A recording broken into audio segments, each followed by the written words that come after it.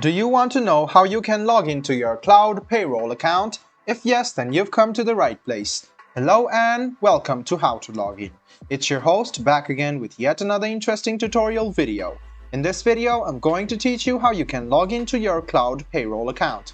Go ahead and search for Cloud Payroll Login on your Google browser or your browser. Then click on the first link which appears on your screen.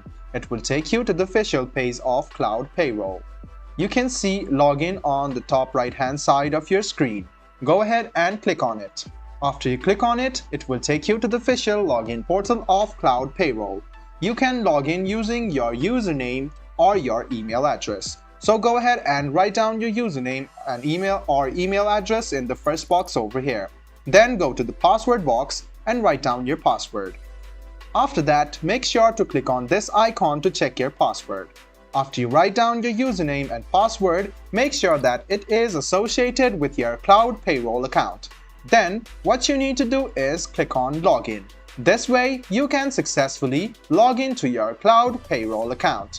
If in case you have forgotten your password and want to reset it and recover it, this is the link for you to follow. I hope this video about how you can log into your Cloud Payroll account was helpful for you.